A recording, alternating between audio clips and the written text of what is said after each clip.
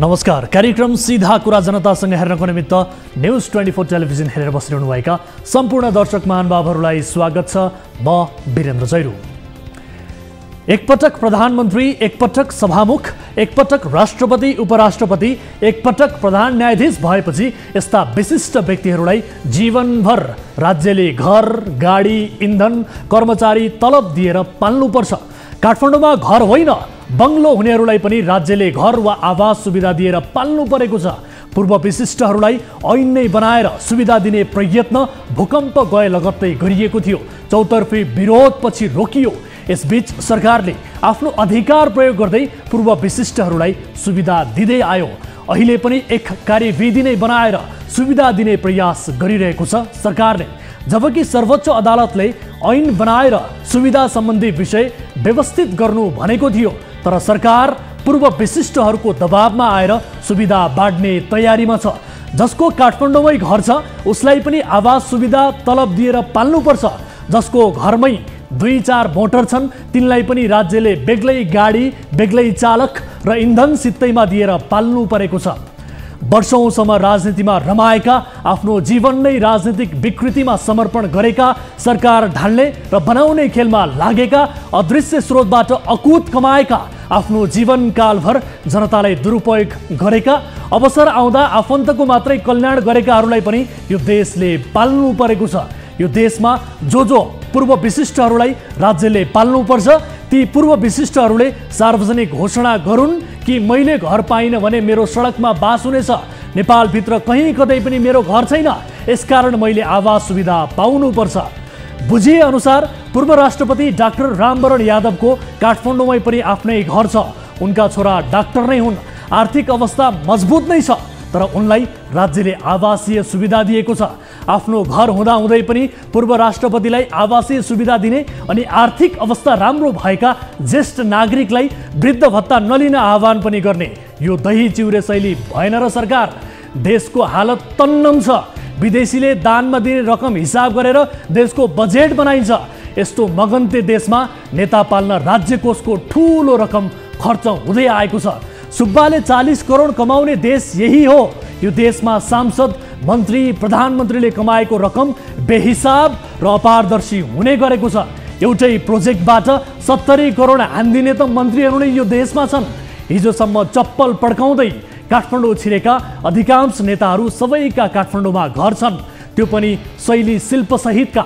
यति हुँदा पनि यिनलाई गाडी, यिनलाई ड्राइभर, यिनलाई इन्धन र केहीलाई घर पनि।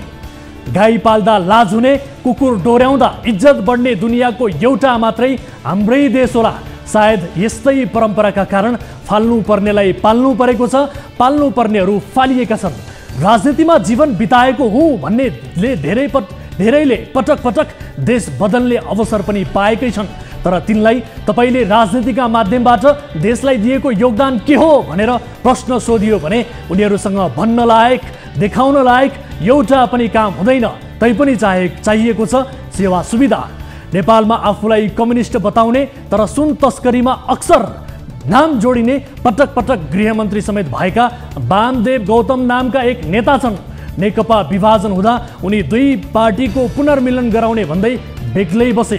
अहिले उनी आफैले तेस्रो पार्टी खोले, जहाँ गौतमले आफ्नो पुरै परिवारलाई राजनीतिको खेतीमा लगाएका छन्। 74 वर्षको उमेरमा वृद्ध भत्ता खाएर बस्नुपर्ने नेताले राजनीतिको अर्को इनिङ खेल्दैछन्।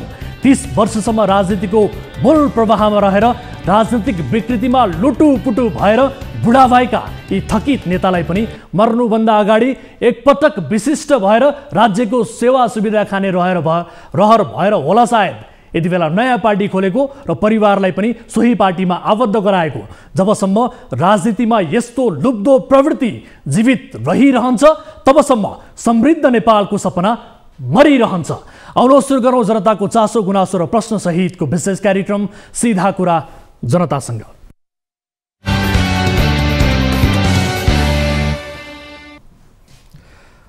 स्वागत छ दर्शकहरू। कार्यक्रम सीधा कुरा जनतासँगको नयाँ श्रृङ्खलामा आज पनि उपस्थित भएका छौँ।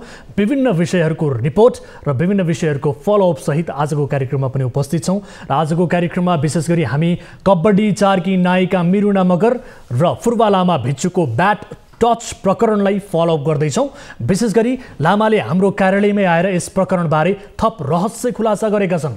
यो विषय आजको कार्यक्रममा समावेश हुनेछ र यस्तै त्रिवी शिक्षण अस्पतालको लापरवाही पनि आजको कार्यक्रममा हामी देखाउनेछौँ। दुर्घटनामा परि खुट्टामा सामान्य चोट लागेर घाइते भएका एक व्यक्तिको चिकित्सकको गम्भीर लापरवाहीका कारण मृत्यु भएको आरोप लागेको छ र दिनभर ती व्यक्तिका आफन्तले टिचिङ अस्पतालमा प्रदर्शन पनि गरेका छन्। यस विषयको रिपोर्ट प्रस्तुत गरेसँगै थप कुराकानीको प्रयास आजको कार्यक्रममा हुनेछ र यस्तै बागलुङका नागरिकले शुद्ध खानेपानीका लागि न्यायालयको ढोकासम्म पुग्नु परेको विषय पनि आजको कार्यक्रममा छ, जहाँका नागरिक मानिसको दिशामा हुने जीवाणु भएको पानी पिउन बाध्य छन् र विभिन्न रोगले प्रताडित समेत हुँदै आएका छन्। यो विषय आजको कार्यक्रममा समावेश हुनेछ र यस्तै वैदेशिक रोजगारका क्रममा ठगिएका युवाहरूको कथा पनि हामी प्रस्तुत गर्नेछौँ र साथै दुबईमा अलपत्र परेका दोलखाका मेकमान तामाङको थप अपडेट पनि आजको कार्यक्रममा गराउनेछौँ र यसबाहेक तपाईँ दर्शक महानुभावहरूसँगको प्रत्यक्ष कुराकानीमा हामी जोडिनेछौँ। हामीसँग जोडिने माध्यम टेलिभिजनको स्क्रिनमा हामीले देखाइरहेका छौँ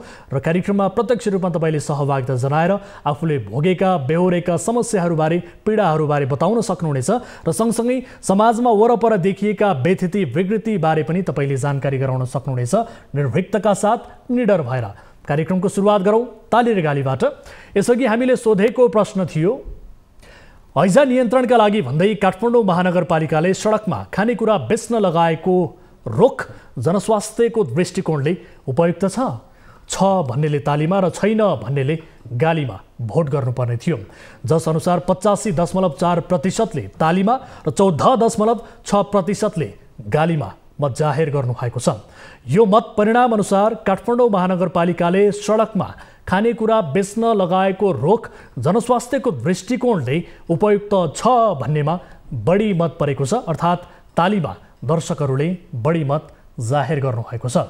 अब ताली र गालीका लागि आजको प्रश्न। नेपाली काङ्ग्रेसका सभापति शेरबहादुर देउवाले पार्टीमा एकलौटी गरेको भन्दै डाक्टर शेखर कोइराला गुटले रचनात्मक विद्रोह गर्ने भन्दै दिएको चेतावनी पत्यार लाग्दो छ भन्नेले तालीमा र छैन भन्नेले गालीमा भोट गर्नुहोला। हाम्रो पात्रोको एप्लिकेसनमा गएर ताली र गालीका लागि भोट गर्न सक्नुहुनेछ र भोटिङ सुरु हुन्छ अब ढिलो नगरिकन आजको पहिलो विषय। चलचित्र कबड्डी 4 की नायिका मिरुना मगर र भिच्चु फुर्बा तामाङ बीचको ब्याड टच प्रकरण सेलाएको ठानिएको थियो। यो प्रकरण सेलाएको झण्डै 1 महिनापछि भिच्चु तामाङ गएको सोमबार न्युज 24 टेलिभिजनको कार्यालयमै आइपुगे र उनले नायिकाले आफ्नो करियर जोगाइदिन गरेको आग्रह अनुसार गल्ती नभए पनि भएको स्वीकार गरेको बताए। तर नायिका मिरुना मगरले मिलापत्रको शर्त विपरीत आफ्नो चरित्र हत्या गर्दै हिँडेको भन्दै भिच्चु गुहार माग्न आइपुगेका छन्। मिलापत्रको शर्त थियो आइन्दा एक आपसको टिक्का टिप्पणी नगर्ने। मिलापत्रमा गरिएको हस्ताक्षरको मसी सुक्न नपाउँदै नायिका मगरले युट्युबमा अन्तर्वार्ता दिँदै भिच्चु सजायको भागीदार रहेको आशयको टिप्पणी गरेकी थिइन्। आफ्नो कुरा प्रश्नसँग राख्न पनि नसक्ने भिच्चुलाई नायिकाको कुन कुराले बढी छोयो र उनी हाम्रो कार्यालयसम्म किन आइपुगे त? हेरौँ यो विशेष रिपोर्ट।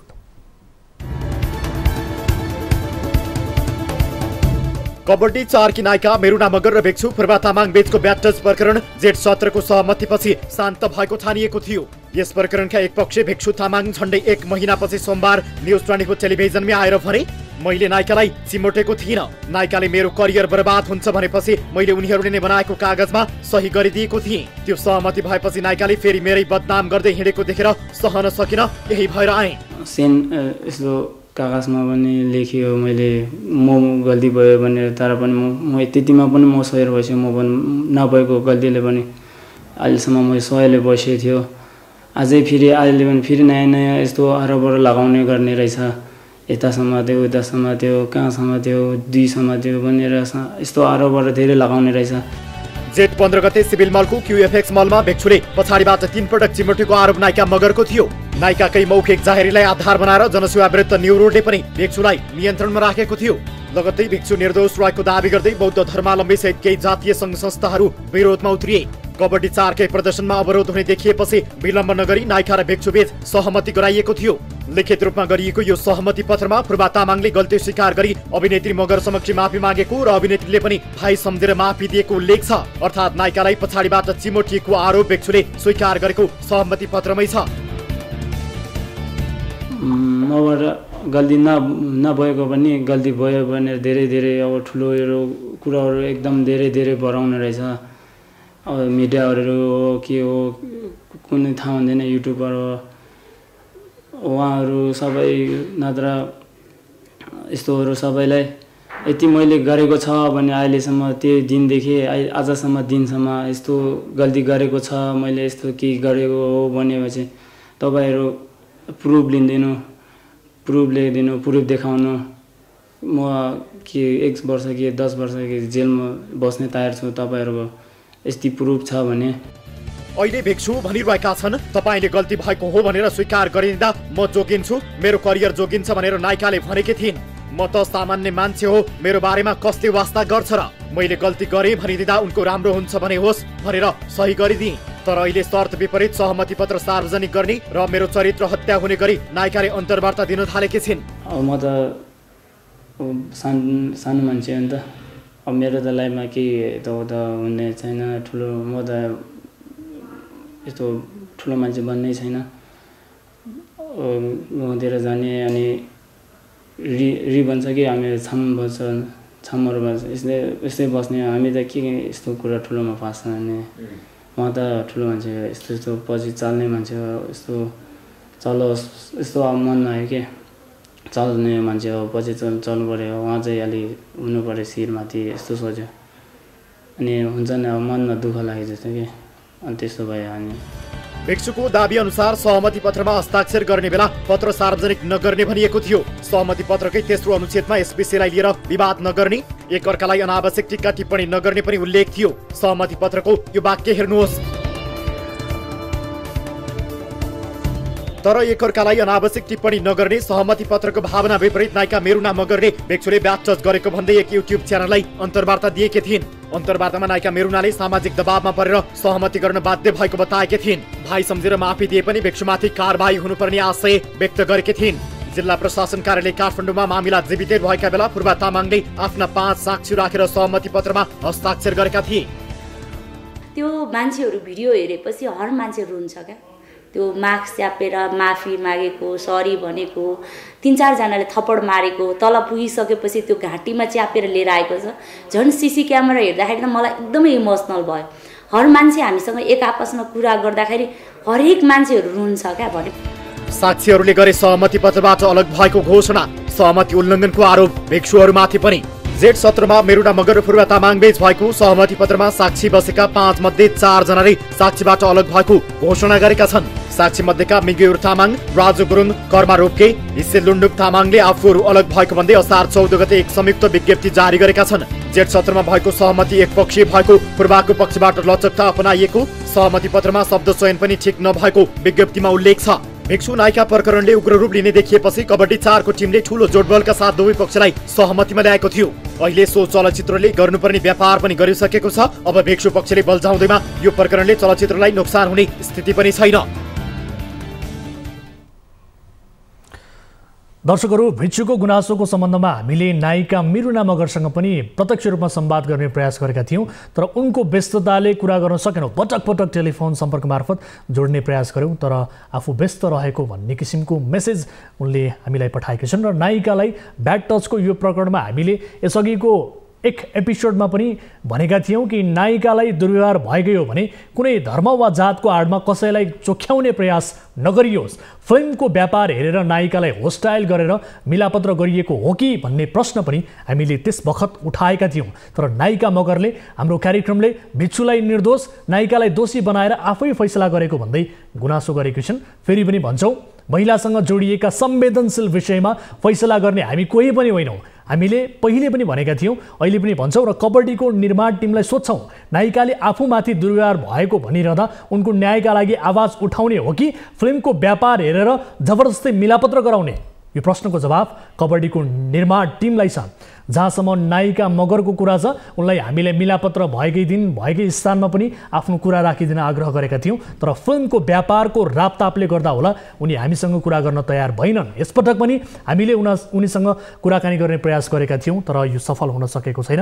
यद्यपि उनी हाम्रो कार्यक्रममा जुनसुकै बेला पनि आफ्नो धारणा यस विषयमा राख्न सक्नेछन्। यो विषयलाई अहिलेलाई यही थाती राख्छौँ। अब अर्को विषयतर्फ यहाँहरूको ध्यानाकर्षण गराउन चाहन्छु। आफू सवार मोटरसाइकललाई पछाडिबाट ठक्कर दिने गाडीका चालकलाई आफैले प्रहरीको जिम्मा लगाएपछि एक व्यक्ति बुधबार बेलुका त्रिवी शिक्षण अस्पताल महाराजगञ्ज पुगेका थिए। अस्पतालका सिकारु चिकित्सकहरूले दिएको औषधिको दोब्बर मात्राले उनको अचानक मृत्यु भयो।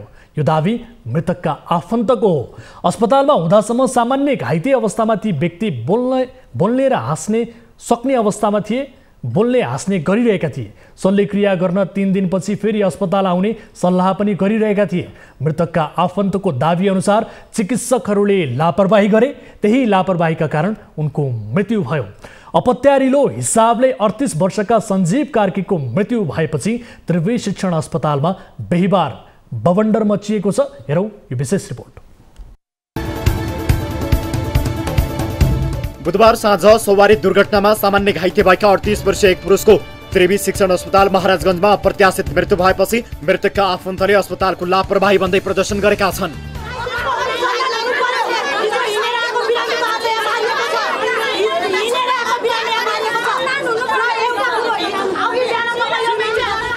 बालाजुमा बुधबार साँझ 7 बजे भएको सवारी दुर्घटनामा थानकोटका सञ्जीव कार्की सामान्य घाइते भएका थिए। कार्कीका आफन्तका अनुसार खुट्टामा सामान्य चोट थियो। कार्की सवार मोटरसाइकललाई गाडीले ठक्कर दिएको थियो। ठक्करपछि सञ्जीव आफैले गाडीका चालकलाई प्रहरीको जिम्मा लगाएका थिए। ठिकठाकै अवस्थामा बेलुका 9 बजे शिक्षण अस्पताल भर्ना भएका सञ्जीवको दायाँ खुट्टाको चोट सफा गर्ने बेला पनि बोलिरहेका थिए। आफै हिँडेर अस्पतालसम्म पुगेका थिए। हाम्रो मान्छे सही सलामत छ, सही सलामत ल्याइयो। मेरो दाइ हो उहाँ है, सही सलामत ल्याइयो। सही सलामत ल्याएर चाहिँ ल तपाईँहरू अब हामी ग्रान्डी जान्छौँ भन्दाखेरि ग्रान्डी जाँदाखेरि होइन, सबै रिपोर्ट नर्मल छ, सबै नर्मल छ। ल तपाईँको अपरेसन अब गर्न पर्यो भनेदेखि 3 दिन पछाडि गर्ने भन्ने कुरो भयो। 3 दिन चाहिँ प्याक छ अरे, र 4 दिनको दिन फर्स्ट अपरेसन हजुरकै हुन्छ भनेर भन्ने कुरो भयो। र ठिक छ, त्यस भएदेखि अपरेसनै गरेर हुने भएदेखि राम्रो हुने भयो, घर जाउँ भनेर हामी सबैजना लागेको पनि हो। अनि त्यहाँबाट हजुरको पछि यो सिटी स्क्यान र एमआरआई गर्नुपर्छ भनेर चाहिँ अनि त्यहाँबाट इन्जेक्सन लगाइदियो। इन्जेक्सन लगाइदिसके पछाडि बेडमा सुतेको मान्छे सुते हिँडेर आउँदाखेरि अब डक्टरले पनि अब डिस्चार्जकै कुरा गरिसक्दा पनि, डिस्चार्जको कुरा त गरिसकेको हो नि त डक्टरले, गरिसक्दा पनि आज एउटा बिरामी चाहिँ अब आफू हिँड्दै आएर डिस्चार्जको कुरा भइसक्दा आज यहाँ उसको चाहिँ मृत्यु हुन्छ भने यहाँको डक्टरले नर्सले ओभरडोज खोप लगाएर उहाँलाई चाहिँ मारिदिनुहुन्छ भने हामी के आशले चाहिँ हस्पिटल आउने हैन। मृतकका आफन्तहरूको दाबी अनुसार रातको 12 बजे एमआरआई र सिटी स्क्यान गर्ने भनिएको थियो। इन्जेक्सन लगाउँदा आवश्यकताभन्दा दोब्बर मात्रा औषधि दिइयो। औषधिका कारण बेहोस भएका सञ्जीव डबल डोजका कारण फेरि बिउजिएनन्। ग्रान्डी हस्पिटल लान्छौँ भने हुँदैन, यहीँ हुन्छ तपाईँको नर्मल छ मान्छे भन्नुभयो होइन। नर्मल मान्छे भनेपछि हामीले यहीँ गर्नु, अपरेसन गर्नलाई चाहिँ बाहिर खोज्नु भन्नुभयो। हुन्छ हामी बाहिर खोज्छौँ भन्ने हामीले। उनीहरूले नर्मल स्टाफ नर्मल पेसेन्ट भन्दा राख्दा त्यहाँनिर सुई हाल्दा डबल डोज दिने, एउटा सुईले त्यो टाइम टेबलले नमिलाइकन दिने, लापरवाही गर्ने। दुर्घटना भएको केही समयमै उनलाई शिक्षण अस्पताल पुर्याइएको थियो।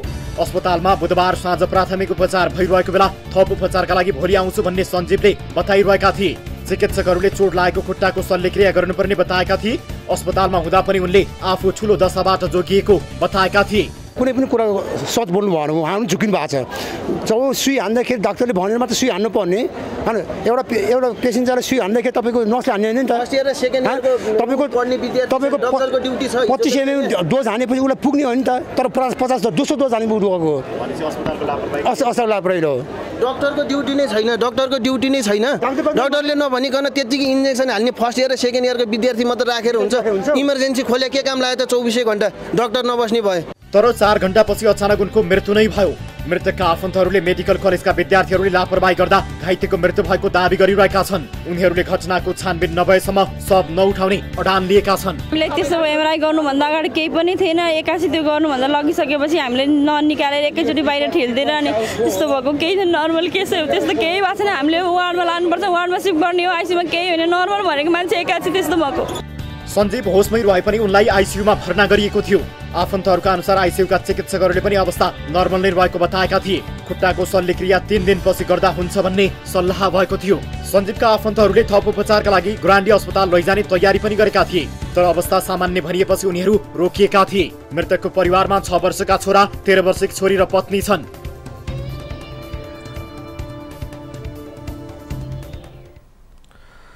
दर्शकहरू, यस विषयमा थप कुराकानी गर्नका लागि हामीले टेलिफोन सम्पर्कमा जोड्ने प्रयास गरिरहेका छौँ त्रिवी शिक्षण अस्पतालका प्रशासन महाशाखाका प्रमुख बैकुण्ठ थपलिया। उहाँसँग हाम्रो कुराकानी गर्ने तय भएको छ। केही बेर अघि उहाँसँग हामीले अफेयरमा यस विषयमा के हो त प्राविधिक रूपमा केही हामीले नबुझेको अथवा मृतकका आफन्तले नबुझेका केही कुराहरू छन् भने तपाईले स्पष्ट रूपमा बताइदिनुहोस्, अथवा के कारणले यो चिकित्सकको लापरवाही भयो भन्ने विषयमा जवाबदेहिता दिनका लागि भनेर आग्रह गरेका थियौँ, समय लिएका थियौँ। तर यति बेला उहाँले आफ्नो मोबाइल स्विच अफ गर्नुभएको छ दर्शकहरू, र यसको अर्थ हुन्छ उहाँले यस विषयमा बोल्न चाहनु भएन। अस्पतालको यो लापरवाही, चिकित्सकको लापरवाहीबारे उहाँ बोल्न चाहनुहुन्न, त्यसकारण उहाँले मोबाइल स्विच अफ गर्नुभयो भन्ने किसिमको अर्थ लाग्छ।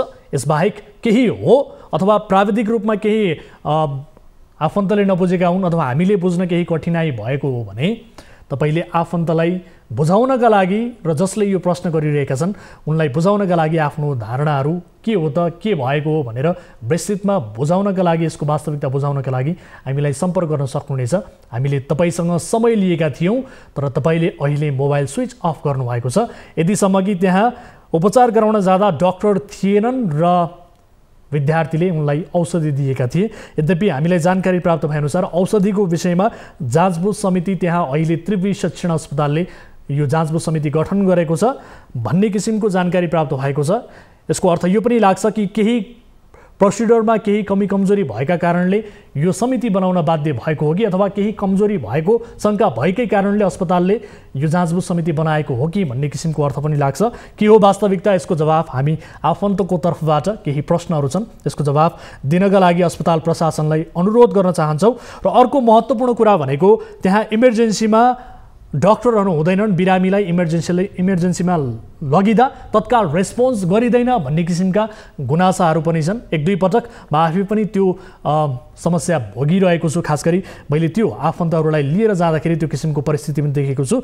र यो केसमा पनि त्यहाँ 15 देखि 20 मिनटसम्म सञ्जीव कार्कीलाई इमर्जेन्सीमा लग्दा त्यहाँ कुनै पनि डाक्टरले रेस्पोन्स गरेनन् भन्ने किसिमको गुनासो छ। डाक्टरहरू इमर्जेन्सीमा बस्दैनन् भन्ने किसिमको गुनासो आइरहँदा, तत्काल रेस्पोन्स त्यहाँ इमर्जेन्सीमा बिरामीलाई हुँदैन भन्ने गुनासो आइरहँदा आकस्मिक कक्ष के का लागि हो, इमर्जेन्सी के का लागि हो, यसको जवाफ दिन पनि हामी अस्पताल प्रशासनलाई आग्रह गर्छौँ। तर मोबाइल यति बेला बैकुण्ठ थपलियाजीले स्विच अफ गर्नुभएको छ। खैर, यति बेला कोही दर्शक हामीसँग जोडिनु भएको छ, यसको जवाबदेहिता पक्कै पनि हामीलाई अथवा आफन्तलाई यहाँहरूले दिनुहुनेछ भन्ने किसिमको अपेक्षा हामीले गरेका छौँ र कार्यक्रम अवधिभर पनि हामी तपाईँलाई सम्पर्क गर्ने प्रयास पक्कै पनि गर्नेछौँ।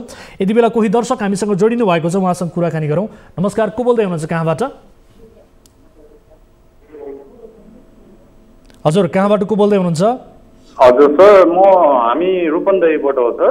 रूपन्देहीबाट, यहाँको शुभ नाम? सर, हाम्रो थम प्रसाद गुरुङ। गुरुङजी, तपाईँ के समस्या परेर हामीलाई सम्झिनु भयो? हजुर सर, के समस्या राख्न चाहनुहुन्छ? तपाईँको गुनासो के थियो, राख्नु होला। थियो सर, हामीले यो जिल्ला अदालतबाट हामीले मुद्दा जितेको थियौँ सर।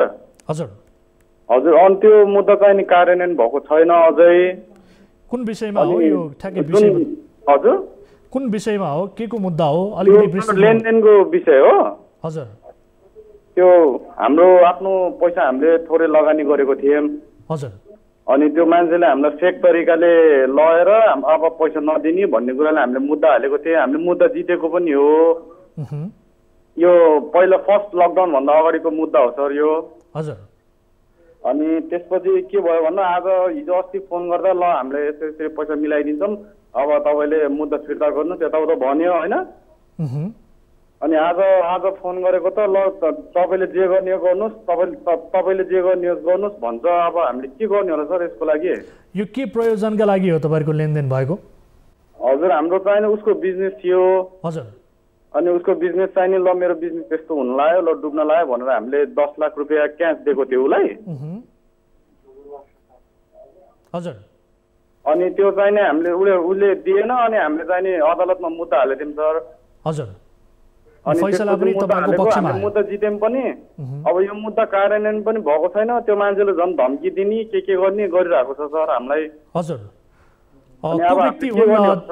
को व्यक्ति हुन् उनको डिटेल्स पनि हामीले पठाइदिनु होला। हजुर तिलोतमा 15 को मदलिया भन्ने ठाउँमा बस्ने मान्छे हो। हस् ठिक छ, उहाँको डिटेल्स हामीलाई पठाउनु होला। के भएको रहेछ हामी दोस्रो पक्षसँग पनि बुझ्ने प्रयास गर्नेछौँ र तपाईँको समस्या समाधानका लागि हाम्रो टिमले पहल गर्नेछ, प्रयास गर्नेछ। जोडिनु भयो, आफ्नो गुनासो राख्नुभयो गुरुङजी, धेरै धेरै धन्यवाद। हस् सर, थ्याङ्क यू सर। दर्शक महानुभावहरू कुनै पनि समस्यामा पर्नु भएको छ भने तपाईँले हामीलाई सम्पर्क गर्न सक्नुहुनेछ। 1660 011 2424 हाम्रो टोल फ्री नम्बर रहेको छ भने यसै गरी 98 015 7 2424 एनटिसी नम्बर रहेको एनसेल नम्बर रहेको छ र एनटिसी नम्बर रहेको छ 9884 011 037। यसमा तपाईँले भाइबर मार्फत जोडिएर पनि आफ्ना जिज्ञासाहरू आफ्ना समस्याहरू तपाईँले राख्न सक्नुहुनेछ भन्दै यति बेला कार्यक्रममा पालो भएको छ ब्रेक पछाडि फेरि पनि उपस्थित हुनेछौँ। विविध विषयहरू कार्यक्रममा समावेश छन्। यहाँहरू हेरिरहनु भएको छ कार्यक्रम सीधा कुरा जनतासँग मात्र न्युज 24 टेलिभिजनमा।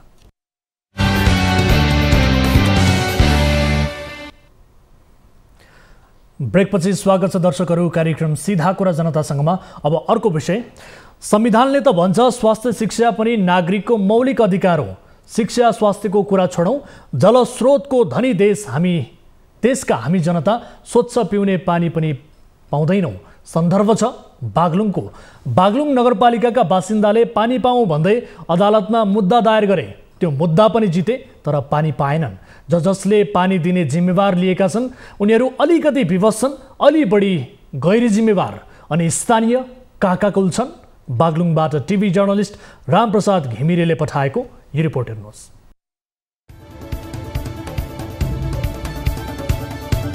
तस्बिरमा देखिएको यो धमिलो पानी बागलुङ नगरपालिकाका जनताका लागि पिउन उपलब्ध गराइएको हो। नगरवासीले धमिलो पानी पिउँछन्। बागलुङ नगरपालिका वडा नम्बर 1, 2, 3 र 4 का बासिन्दाको यो समस्या नयाँ भने होइन। वर्षौंदेखि धमिलो पानी उपभोग गर्नुपर्ने बाध्यता यहाँका नागरिकको नियति नै बनेको छ। मानिसको दिशामा पाइने जीवाणु सहितको पानी पिउँछन् नगरवासी। बागलुङ बजारमा दशकौंदेखि बर्खाको समयमा यस्तै धमिलो पानी वितरण हुँदै आएको छ। परीक्षणका क्रममा यो पानीमा दिशामा पाइने कोलिफर्म नामक जीवाणु भेटिँदै आएको छ। तर पनि बाध्यताले यहाँका नागरिक दिशामा पाइने जीवाणु भएकै पानी पिउन बाध्य छन्, जसका कारण उनीहरू झाडा पखला र छाला सम्बन्धी रोगबाट प्रताडित हुँदै आएका छन्। शुद्ध खानेपानीका लागि न्यायालयको ढोकासम्म। स्थानीयले बागलुङ बजारमा वितरण भइरहेको खानेपानी धमिलो आएको र शुद्ध खानेपानीको माग गर्दै उच्च अदालत पोखरा बागलुङ इजलासमा 1 वर्ष अगाडि नै मुद्दा दर्ता गरेका थिए। तर मुद्दाको फैसला कार्यान्वयन नभए पनि पुनः अवहेलना मुद्दा दर्ता भएको छ। उच्च अदालत पोखरा बागलुङ इजलासले 2078 मङ्सिर 22 गते 5 बुधे परमादेश जारी गरेको थियो। मुद्दाका प्रतिवादी बागलुङ नगर खानेपानी जिल्ला प्रशासन कार्यालय र बागलुङ नगरपालिकाले फैसलाको कार्यान्वयन नगरेको र अवज्ञा गरेको भन्दै उच्च अदालत पोखरा बागलुङ इजलासमा अदालतको अवहेलना मुद्दा दर्ता भएको छ। अदालतले गरेको आदेशलाई सरकारवाला निकायले बेवास्ता गर्दै बागलुङ बजारवासीलाई धमिलो र फोहोर पानी वितरण गरिरहेको भन्दै अधिवक्ता रमेश बहादुर खड्काले अदालतको अवहेलनामा मुद्दा दर्ता गरेको बताएका छन्। अदालतको परमादेश पालना नगर्ने बागलुङ नगर खानेपानी तथा सरसफाई उपभोक्ता समितिका अध्यक्ष हरिप्रसाद श्रेष्ठ, बागलुङ नगरपालिका प्रमुख र जिल्ला जलस्रोत समितिका संयोजक प्रमुख जिल्ला अधिकारी विरुद्ध अदालतको अवहेलना मुद्दा दर्ता गरिएको खड्काले बताए। अवहेलना मुद्दा दर्ता गरेका छौँ र सम्भव हुने कामहरू पनि एकदम न्यूनतम गर्नुपर्ने कामहरू पनि नगरिकन चाहिँ पुरै व्यवस्था गरेर बसेको चाहिँ अवस्था चाहिँ छ। त्यसो भएको हुनाले सहन नसकेका कारणले गर्दा मुद्दा अन्तरिम आदेश र फैसला कार्यान्वयनमा नआएको भन्दै त्यस उपरका सरकारवाला निकायलाई अवहेलनामा मुद्दा दर्ता गरिएको हो। उपभोक्ताहरूले यसअघि जिल्ला प्रशासन कार्यालय बागलुङ नगरपालिका र नगर खानेपानीलाई ज्ञापन पत्र बुझाएका थिए। जनताको स्वास्थ्यमाथि कहिलेसम्म खेलबाड? बर्खाको समयमा धमिलो पानी वितरण गरेर उपभोक्ताको स्वास्थ्यमाथि खेलबाड हुँदै आएको भन्दै उपभोक्ताहरूले यो समस्याबाट मुक्त गराउन माग गरेका छन्। वर्षाको याममा मात्रै पनि होइन, जब आकाशबाट अलिकति ठुलो पानी पर्छ, हिउँदो या बर्खा जति बेला पनि यहाँको धारामा धमिलो पानी आइहाल्छ। यो यहाँको नियति बनेको छ। खानेपानीको विषयमा चाहिँ क्षमता आफ्नो अनुभव नभएका मान्छेहरू त्यहाँ उपस्थित हुनाले गर्दाखेरि अहिले खानेपानीको व्यवस्था म्यानेजमेन्ट चाहिँ गर्न नसक्नु। यता नगर खानेपानी तथा सरसफाई उपभोक्ता समिति आफै अस्तव्यस्त छ। 1.5 वर्षदेखि समितिको साधारण सभा हुन सकेको छैन। समितिमा खानेपानी समस्या सुनाउँदा पदाधिकारीहरू उल्टो रिसाउने गरेको स्थानीयले गुनासो गरेका छन्।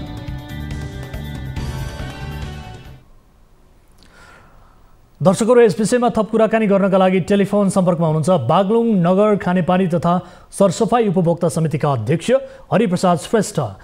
अध्यक्षजी, यहाँलाई स्वागत छ कार्यक्रम सीधा कुरा जनतासँगमा।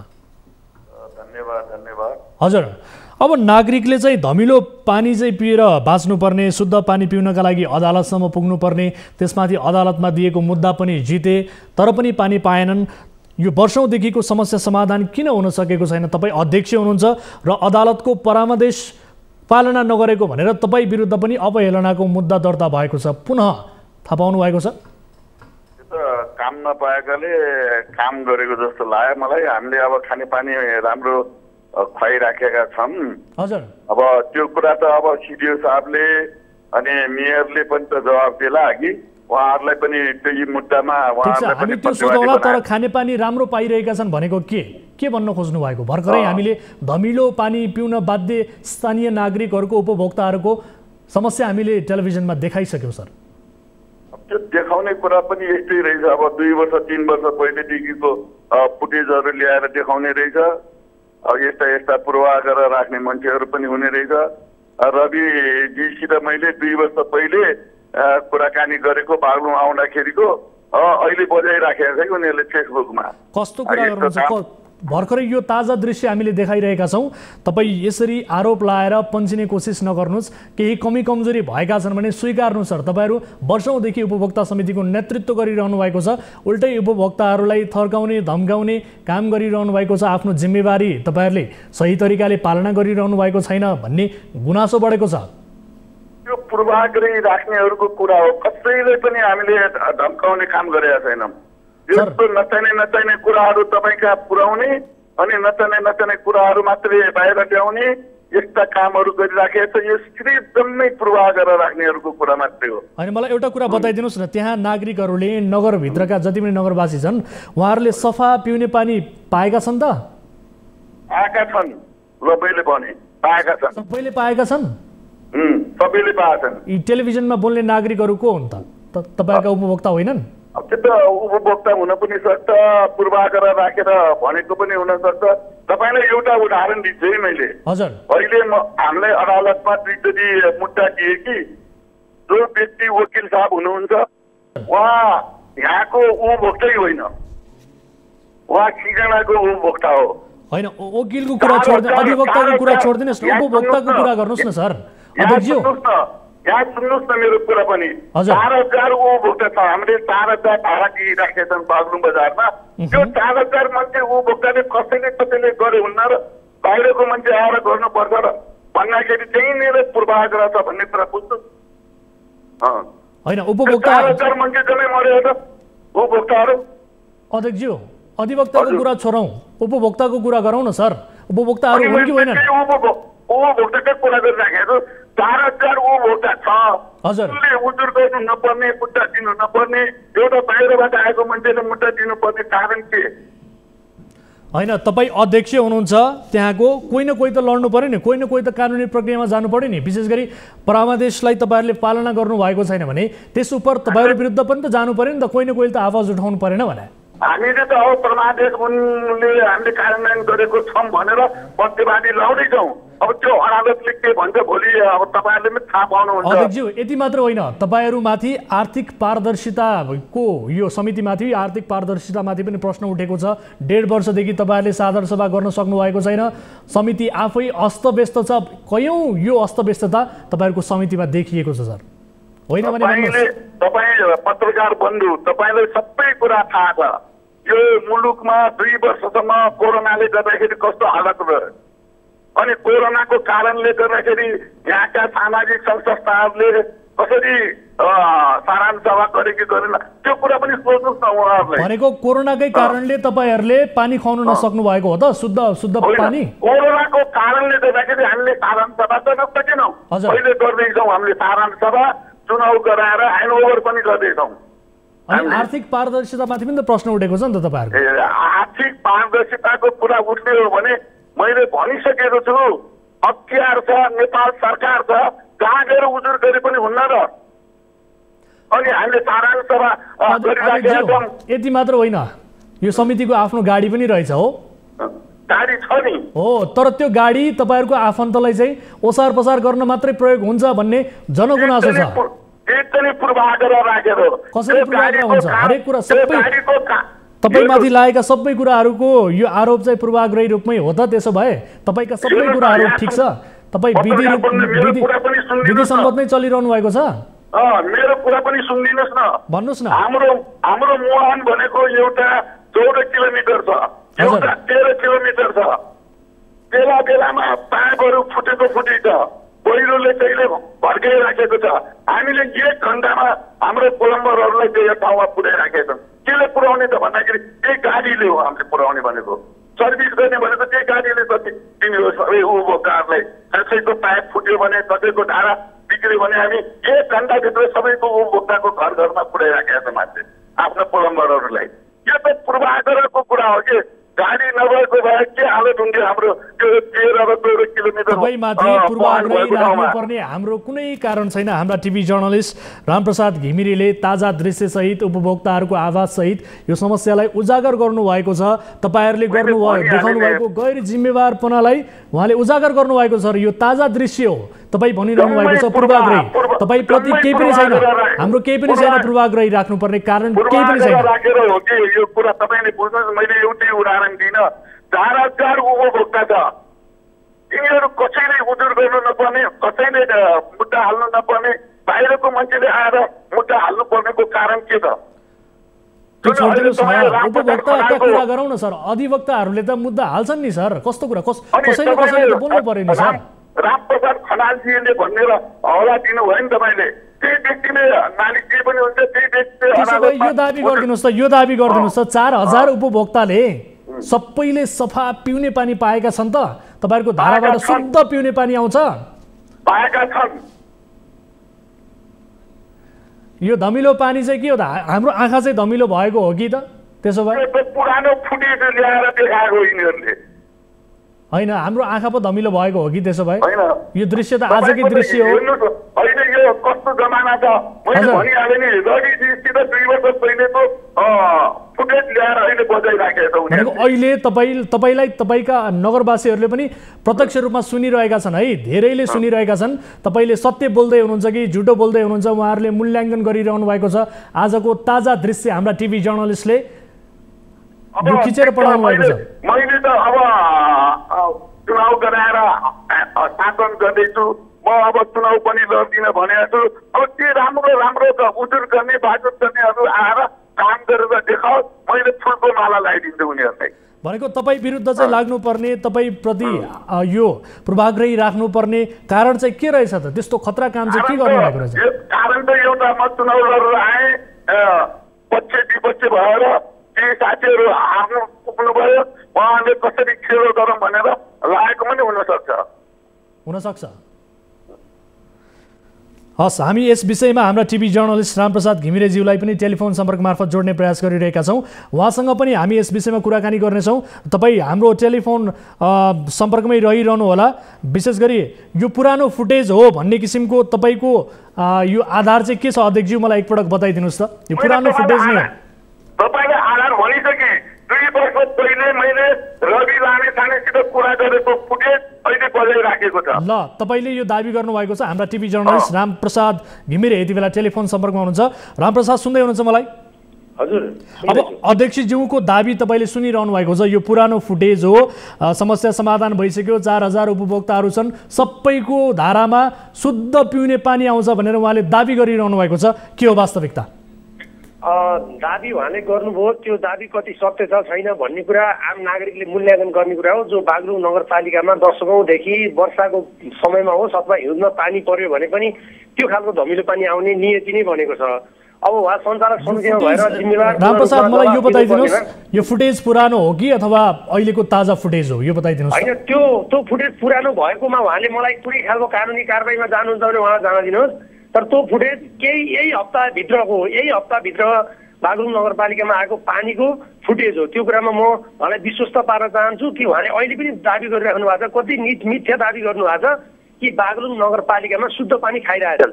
उहाँलाई त्यो खालको भन्दाखेरि केही न केही अप्ठ्यारो चाहिँ महसुस हुनुपर्ने थियो। किन भन्दा जिम्मेवार पदमा रहेको मान्छेले नागरिकहरूको प्रश्नको उत्तर दिँदा ठिक छ रामप्रसाद एकैछिन रोक्नु होला अध्यक्षज्यू सुन्दै हुनुहुन्छ तपाईले एक हप्ता भित्रको फुटेजलाई 2 वर्ष पछाडिको फुटेज हो भन्ने रामप्रसादजीले एउटा कुरा मैले सोध्न चाहन्छु कि यो रवि लामी छानेसित मैले 2 वर्ष पहिले गरेको कुराको अहिले किन बजाइराख्नु भएको अहिले किन फेसबुकमा राखिराख्नु भएको सर 2 वर्ष अगाडि पनि हामीले सोधेका थियौँ यो विषयलाई यो कार्यक्रममा प्रसारण गरेका थियौँ अहिले समस्या समाधान भएन दशकौंदेखि त्यहाँका नागरिकहरू तपाईहरुको गैर जिम्मेवारीपनको यो जुन छ नि यसको शास्ति पाइरहेका छन् यो दूषित पिउने पानी पिउन चाहिँ बाध्य बनिरहेका छन् त्यसकारण यो प्रश्न आज मात्र होइन भोलि पनि यो समस्या कायम रह्यो भने भोलि पनि सोध्छौँ अध्यक्षज्यू पत्रकार बन्धु मैले तपाईलाई बारम्बार भनिराखेको 4000 उपभोक्ता छ उनले उजुर गर्नु नपर्ने उनले मुद्दा दिनु नपर्ने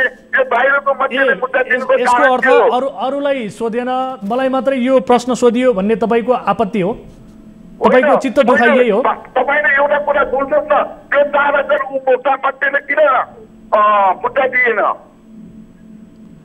हैन तपाईको चित्त दुखाइ हो भने भन्नुस् अरूलाई पनि हामी सोधिरहेका छौं सोध्छौं तर यो समस्या कायम छ कि छैन यसलाई स्वीकार त गर्नुस् एटलिस्ट छैन हामीले पानी खरिराखेका छौं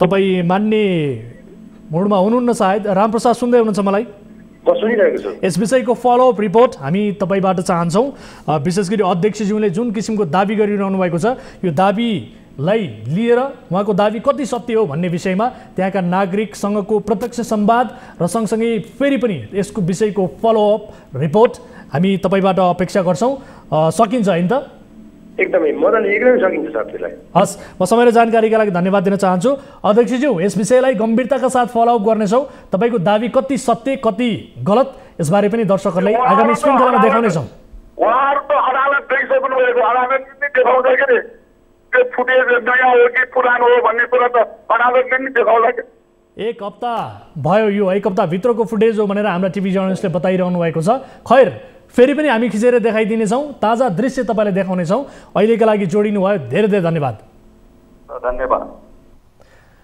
दर्शक महानुभावहरू समिति अस्तव्यस्त छ स्थानीय उपभोक्ताहरूले गुनासो गरिरहेका छन् त्यहाँ ताजा दृश्य हाम्रा टिभी जर्नलिस्टले खिचेर पठाउनु भएको छ धमिलो पानी आइरहेको छ तर यो फुटेज पुरानो हो 2 वर्ष पछाडिको फुटेज हो भनेर भनिएको स्थिति छ खैर यो विषयलाई हामी फलोअप गर्नेछौं यति बेला हामीसँग कोही दर्शक हामीसँग जोडिनु भएको बारे जानकारी प्राप्त भएको छ एउटा अर्को महत्त्वपूर्ण विषय पनि हामीसँग कार्यक्रममा समावेश छ विषयलाई पनि हामी कार्यक्रममा समावेश गर्छौं विभिन्न विषयहरूको रिपोर्ट प्रस्तुत गर्दै ती विषयहरूको समाधान खोज्ने र सम्बन्धित सरकारवाला निकायसँग जवाबदेहिता खोज्ने यस कार्यक्रमको प्रारूप रहिआएको छ कतिपय अवस्थामा हामीलाई कमिटमेन्ट गरेका हामीलाई समय दिएका महानुभावहरूले हाम्रो टेलिफोन उठाउनु भएको छैन र स्विच अफ गरेर बस्नु भएको छ यस किसिमको गैर जिम्मेवारीपन नदेखाउन हुनका लागि पनि कार्यक्रम मार्फत हामी आग्रह गर्न चाहन्छौं यो विषय एकपटकका लागि मात्रै होइन पटक पटक हामी फलोअप गर्छौं एकपटकका लागि मात्रै हामी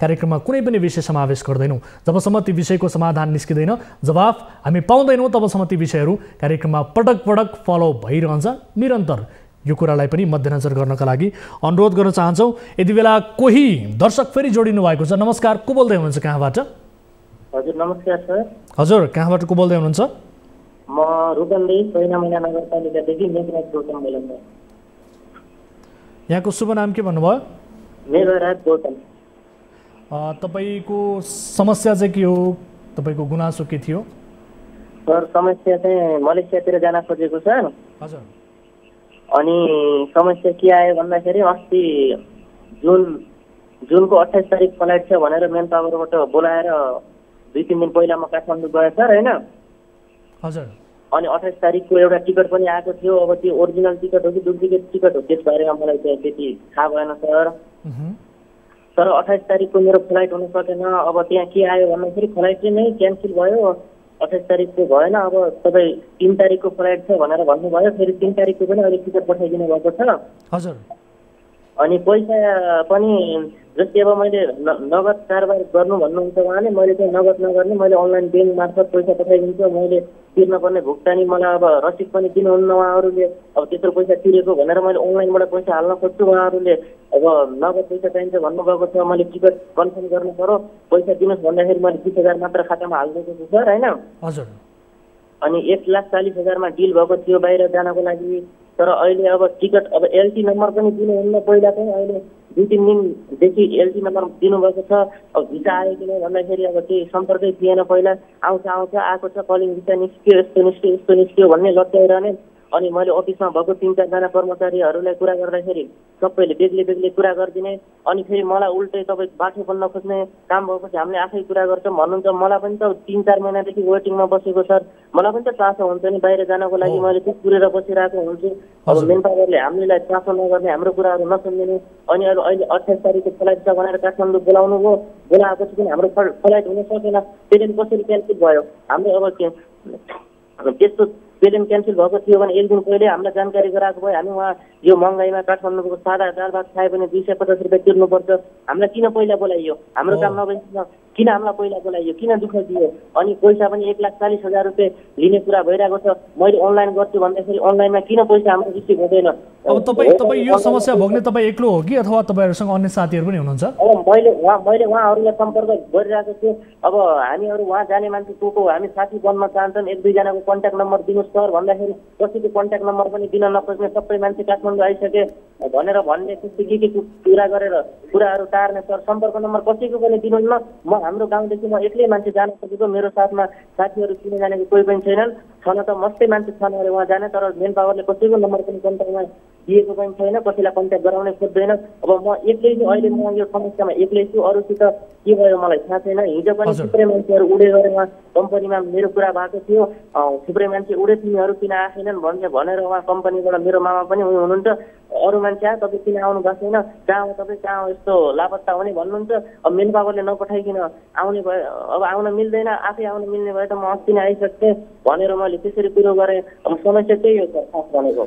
हस्, तपाईँको यो समस्याबारे हामी थप बुझ्ने प्रयास गर्नेछौँ र दोस्रो पक्षसँग पनि हामी कुराकानी गर्नेछौँ। तपाईँको समस्या समाधान गर्न हाम्रो टिमले काम गर्नेछ। समय र जानकारीका लागि यो हजुर मेन पावरको नाम भन्नुहोस् न, हाम्रो डिटेल्स हामीलाई पठाइदिनु होला। तपाईँ भन्नुहोस् न मेन पावर कुन मेन पावर हो? Power house overseas sir private limited. हस्, यसबारेको डिटेल्स पठाइदिनु होला। हामीलाई कन्ट्याक्ट नम्बर पनि पठाइदिनु होला। कन्ट्याक्ट नम्बर सर उहाँको चेयरम्यानको नम्बर दिन्छु सर मैले। हस्, तपाईँ हामीलाई भाइबर मार्फत पठाइदिनु होला। हाम्रो टिमले तपाईँलाई सम्पर्क गर्छ तत्काल र सबै पठाइदिनु होला। हामी तपाईँलाई मद्दत गर्ने कोसिस गर्छौँ। आफ्नो गुनासो राख्नुभयो, धेरै धेरै धन्यवाद। हस् sir, okay, thank you sir. दर्शक महानुभावहरू, नागरिकका गुनासाहरू धेरै छन्।